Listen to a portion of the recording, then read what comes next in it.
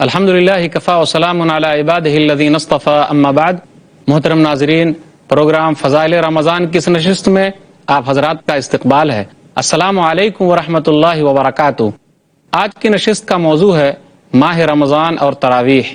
رب اشرح لی صدری ویسر لی امری واحلل عقدۃ من لسانی یفقہوا قولی رب زدنی علما سبحانک لا علم لنا الا ما علمتنا انک انت العلیم الحکیم۔ تمام قسم کی تعریفات اللہ وحدہ لا شریک، خالق کائنات، مالک ارض و سما اور مدبر ان سجاں کے لیے ہیں۔ اس کے بعد بے شمار درود و سلام نازل ہو جناب محمد الرسول اللہ صلی اللہ علیہ وسلم پر کہ اللہ رب العالمین نے انہیں رحمت للعالمین بنا کر بھیجا۔ اللہم صلی علی محمد وعلی آل محمد کما صلیت علی ابراہیم وعلی آل ابراہیم انک حمید مجید۔ اللہم بارک علی محمد وعلی آل محمد کما بارکت علی ابراہیم وعلی آل ابراہیم انک حمید مجید۔ ناظرین کرام، تراویح یہ ترویحتن کی جمع ہے، راحت سے مشتق ہے، جیسے تسلیمتن سلام سے مشتق ہے۔ تراویح ماہ رمضان میں رات کے وقت پڑھی جانے والی نفلی نماز کو تراویح کہتے ہیں۔ اسے ہم قیام رمضان کا بھی نام دے سکتے ہیں۔ اسی طرح اگر رات کے وقت وہی نماز پڑھی جائے تو اسے رمضان کے علاوہ تہجد کا نام دیا جاتا ہے۔ تراویح اس لیے کہتے ہیں کہ شروع کے دور میں 2 رکعت پڑھنے کے بعد لوگ تھوڑا آرام کرتے تھے، پھر اس کے بعد اور نماز شروع کرتے تھے، تو آرام کرنے کی وجہ سے اس نماز کا نام تراویح رکھا گیا۔ اس کی بڑی فضیلت ہے۔ نبی صلی اللہ علیہ وسلم نے اس کی فضیلت بیان کرتے ہوئے کہا، صحیح بخاری کتاب صلاۃ التراویح کتاب نمبر 31 باب نمبر 1 حدیث نمبر 2009، من قام رمضان ایمانا واحتسابا غفر له ما تقدم من ذنبہ۔ جس آدمی نے رمضان کا قیام کیا ایمان کے ساتھ اور ثواب کی نیت سے تو اس کے پچھلے گناہ معاف ہو جاتے ہیں، چھوٹے چھوٹے گناہ معاف ہو جاتے ہیں۔ تو تراویح کی بڑی فضیلت ہے، اس کا اہتمام کرنا چاہیے۔ تراویح کی تعداد کتنی ہے؟ اس سلسلے میں 2 مشہور قول زیادہ ہے۔ ایک قول تو یہ ہے کہ 8 رکعت تراویح ہے، دوسرا مشہور قول یہ ہے کہ 20 رکعت تراویح ہے۔ پہلا مشہور قول ہے کہ 8 رکعت تراویح ہے۔ اس کے لیے دلیل ہے صحیح بخاری کتاب التہجد کتاب نمبر 19 باب نمبر 16 باب قیام النبی باللیل فی رمضان وغیرہ حدیث نمبر 1147۔ ابو سلمہ بن عبد الرحمن مائی عائشہ رضی اللہ تعالی عنہا کے پاس آئے اور کہا، کیف کانت صلاۃ رسول اللہ صلی اللہ علیہ وسلم فی رمضان، کہ رسول اللہ صلی اللہ علیہ وسلم رمضان میں کیسی نماز پڑھتے تھے، کتنی رکعت آپ کی نماز ہوتی تھی؟ تو انہوں نے کہا، ما کانا یزید رسول اللہ صلی اللہ علیہ وسلم فی رمضان ولا فی غیرہ علی 11 رکعہ، کہ رسول اللہ صلی اللہ علیہ وسلم رمضان اور رمضان کے علاوہ راتوں میں 11 رکعت سے زیادہ نہیں پڑھتے تھے۔ ان لوگوں کے لیے دلیل ہے جو لوگ کہتے ہیں کہ تراویح کی نماز 8 رکعت ہے۔ اب ہم دوسرے مشہور قول کا جائزہ لیتے ہیں۔ کچھ علماء کا کہنا یہ ہے رات کی نماز جو ہے وہ نفل نماز ہے اور اس کے اندر وسعت ہے، گنجائش ہے۔ آدمی 8 رکعت پڑھے، 23 رکعت پڑھے، 13 رکعت پڑھے، 20 رکعت پڑھے، 36 رکعت پڑھے، 41 رکعت پڑھے، کیونکہ سلف صالحین سے رات کی نماز میں اتنی تعداد جو ہے وہ ثابت ہے۔ ایک حدیث ہے صحیح بخاری کتاب الوتر کتاب نمبر 14 حدیث نمبر 990، صلاۃ اللیل مثنی مثنی فاذا خشی احدکم الصبح صلی رکعۃ واحدہ توتر له ما قد صلی، کہ رات کی نماز 2 رکعت کر کے ہے تو آدمی جتنی چاہے پڑھ سکتا ہے۔ اس لیے ادھر رات کی نماز کے اندر وسعت ہے، گنجائش ہے۔ سلف صالحین سے بہت ساری تعداد میں رات کی نماز ثابت ہے، تو پتہ یہ چلا کہ رات کی نماز کے اندر وسعت ہے، گنجائش ہے، آدمی جتنی چاہے پڑھ سکتا ہے۔ نبی صلی اللہ علیہ وسلم نے رمضان میں 3 دن جماعت کے ساتھ تراویح کی نماز پڑھائی ہے۔ مائی عائشہ رضی اللہ تعالیٰ عنہ کہتی ہیں صحیح بخاری کتاب صلاۃ التراویح کتاب نمبر 31 حدیث نمبر 2012 کہ نبی صلی اللہ علیہ وسلم ایک رات نکلے تو آپ مسجد میں نماز پڑھنے کے لیے گئے تو لوگ بھی آپ کے ساتھ نماز پڑھنے کے لیے گئے۔ اس کے بعد لوگوں نے آپس میں چرچا کیا تو دوسری رات اور زیادہ لوگ آ گئے، تیسری رات اور زیادہ لوگ آ گئے، اور چوتھی رات کا کیا کہنا کہ چوتھی رات میں مسجد جو ہے وہ تنگ ہو گئی، بہت زیادہ لوگ آ گئے۔ تو نبی صلی اللہ علیہ وسلم اس رات تراویح پڑھانے کے لیے گھر سے باہر نہیں نکلے۔ صبح کی نماز کے لیے جب آپ نکلے تو آپ نے کہا کہ میں جانتا ہوں کہ تم لوگوں کا جو جذبہ ہے وہ کافی اچھا ہے، وَلَكِنِّي خَشِيتُ أَن تُفْرَضَ عَلَيْكُمْ فَتَعْجِزُوا عَنْهَا، لیکن میں ڈرتا ہوں کہ اگر یہ شوق اور جذبہ تمہارا رہا تو کہیں ایسا نہ ہو کہ اللہ تعالیٰ اس کو تمہارے اوپر فرض کر دے اور تم اس کو پورا نہ کر سکو۔ سنن ابی داؤد کتاب شہر رمضان کتاب نمبر 6 باب نمبر 1 حدیث نمبر 1375۔ ابو ذر رضی اللہ تعالیٰ عنہ کہتے ہیں کہ جب رمضان ختم ہونے میں 7 دن باقی رہ گئے تو نبی صلی اللہ علیہ وسلم نے ہم لوگوں کو قیام کے لیے ابھارا، اور آپ صلی اللہ علیہ وسلم رمضان میں قیام کیا، یعنی تراویح کی نماز پڑھنے کے لیے آئے۔ وہ بیان کرتے ہیں کہ آپ صلی اللہ علیہ وسلم نے 23ویں رات تراویح کی نماز پڑھائی، پھر اسی طرح 24ویں رات آپ نے نہیں پڑھائی، 25ویں رات آپ صلی اللہ علیہ وسلم نے نماز پڑھائی۔ تو ہم لوگوں نے کہا کہ اللہ کے رسول صلی اللہ علیہ وسلم اور زیادہ نفل نماز پڑھائیے تاکہ ہمیں اور زیادہ ثواب ملے۔ تو رسول اللہ صلی اللہ علیہ وسلم نے کہا ان الرجل اذا صلى مع الامام حتى ينصرف حسب له قیام لیلہ، کہ اگر کوئی آدمی امام کے ساتھ قیام کرتا ہے، یعنی رات کی نماز پڑھتا ہے یہاں تک کہ امام چلا جائے تو اسے رات بھر کا ثواب ملتا ہے۔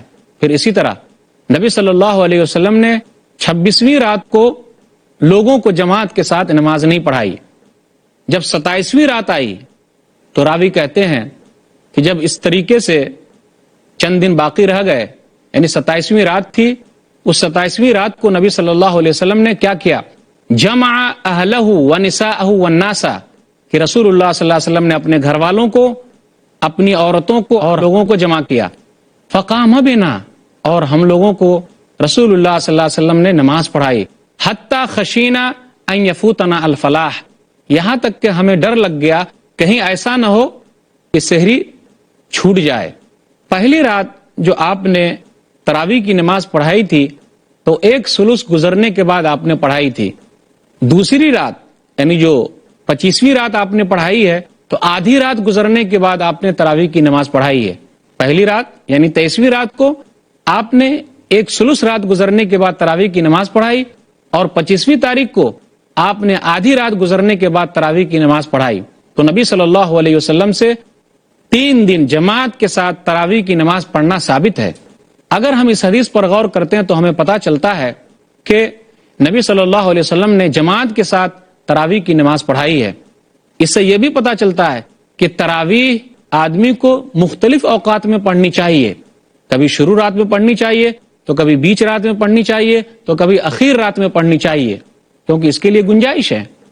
اس سے یہ بھی پتہ چلا اس حدیث سے کہ نبی صلی اللہ علیہ وسلم نے 27ویں رات کو تمام لوگوں کو جمع کیا، اپنی عورتوں کو جمع کیا، اپنے گھر والوں کو جمع کیا۔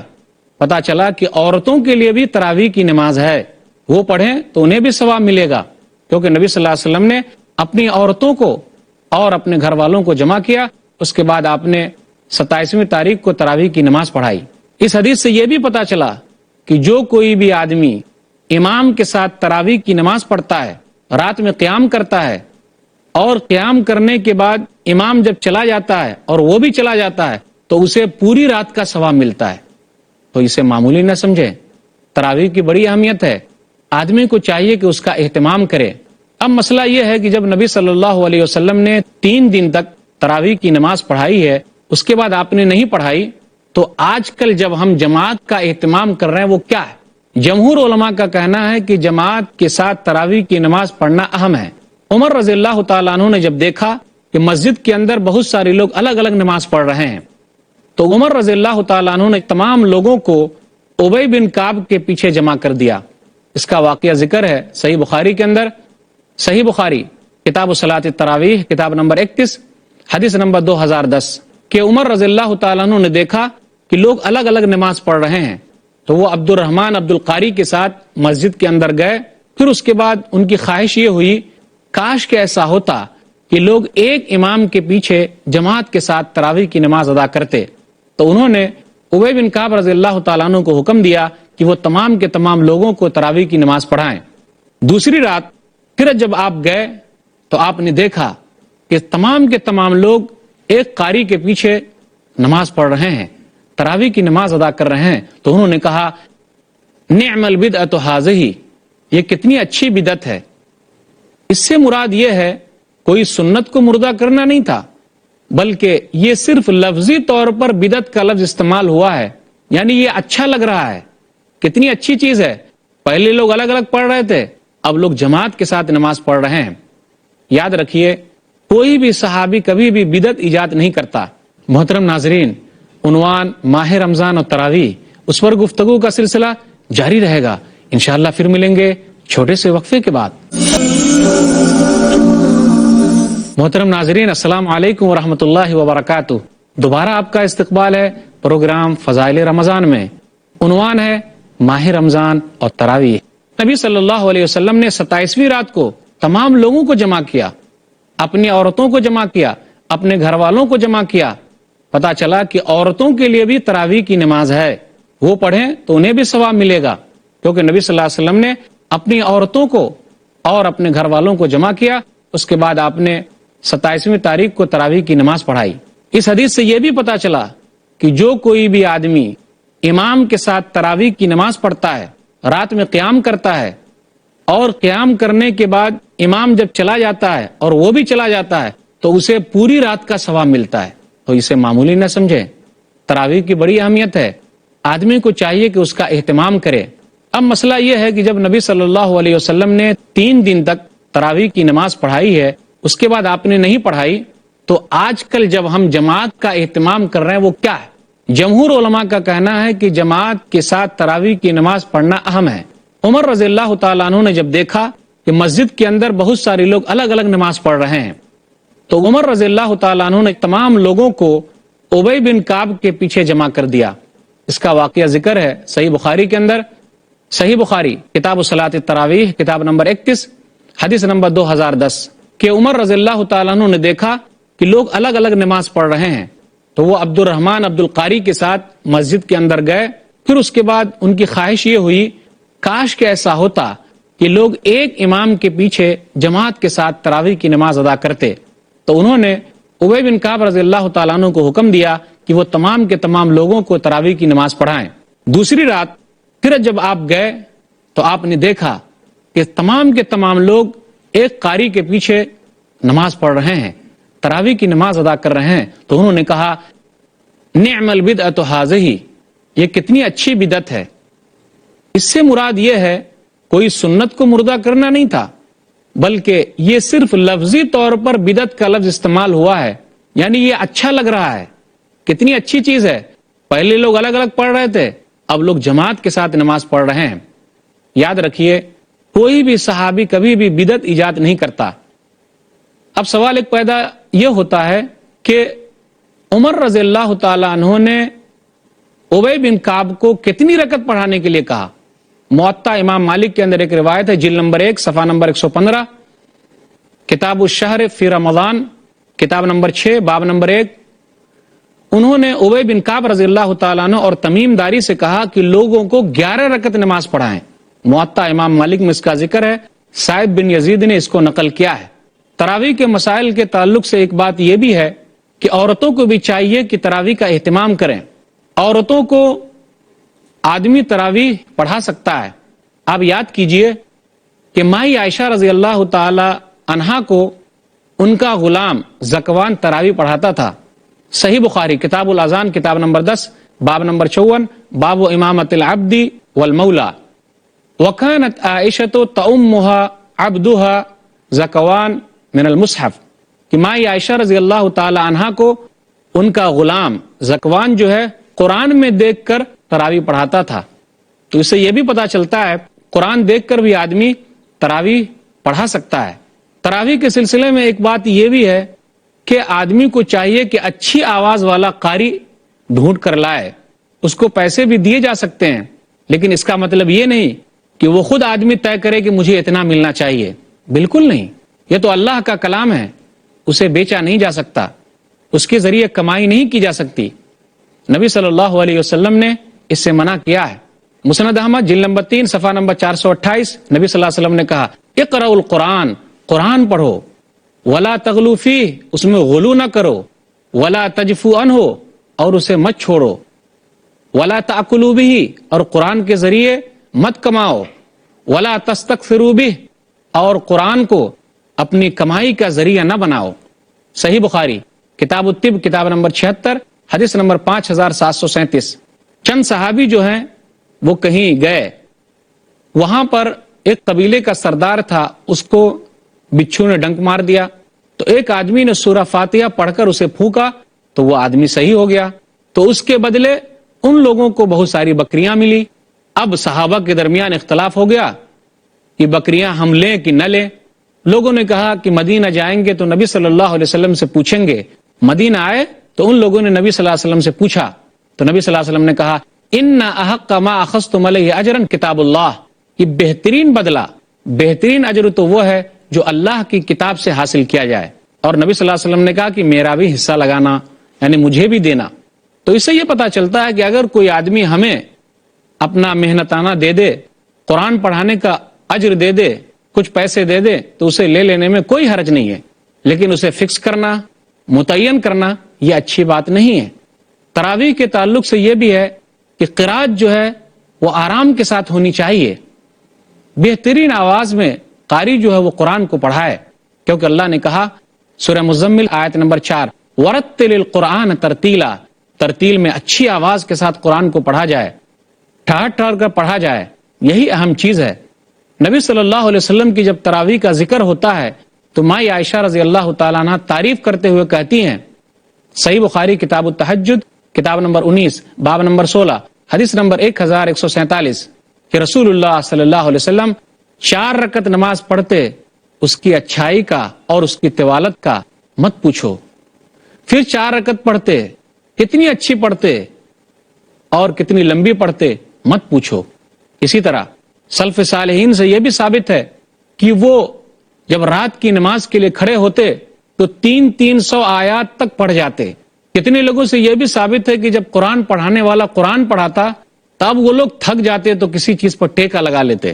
کبھی کبھی ایسا بھی ہوتا کہ رمضان کی راتوں میں انہیں ڈر لگ جاتا کہیں ایسا نہ ہو کہ ان کی سحری جو ہے وہ چھوٹ جائے۔ اس طریقے سے لوگ تراویح کا اہتمام کرتے تھے۔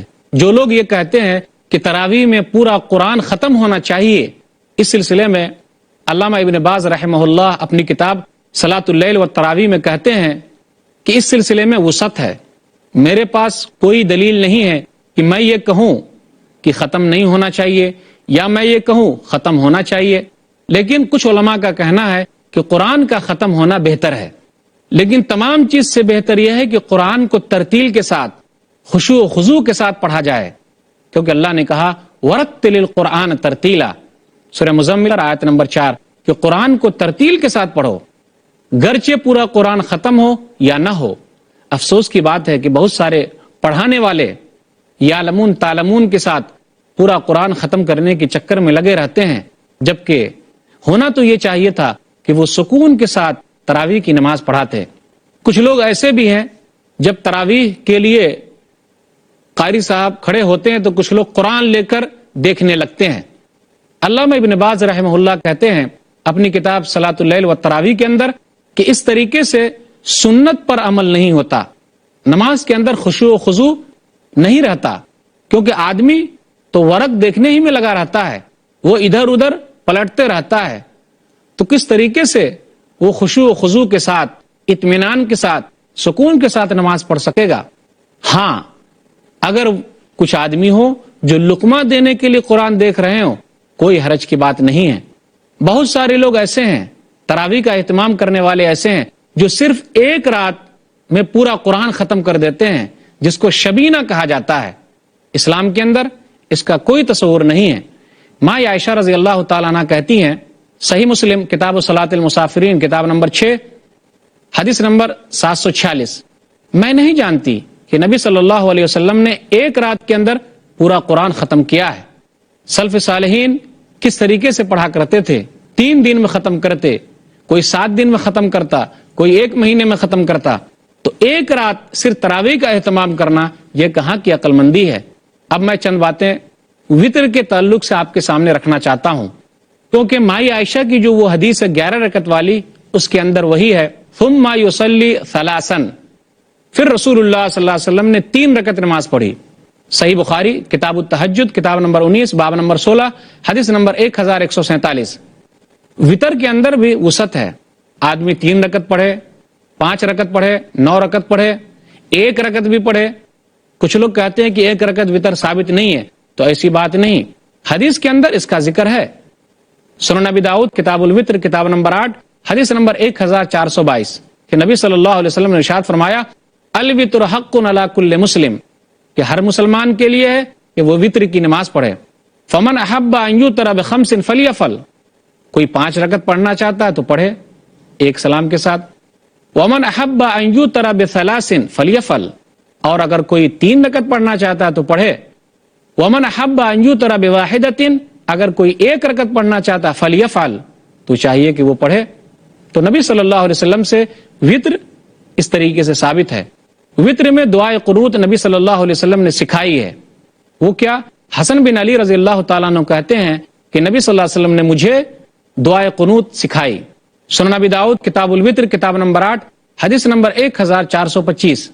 کیا کہا نبی صلی اللہ علیہ وسلم نے؟ سکھایا دعائے قنوت، اللہم اہدنی فیمن ہدیت وعافنی فیمن عافیت وتولنی فیمن تولیت وبارک لی فیما اعطیت وقنی شر ما قضیت انک تقضی ولا یقضى علیک وانہ لا یذل من والیت ولا یعز من عادیت تبارکت ربنا وتعالیت۔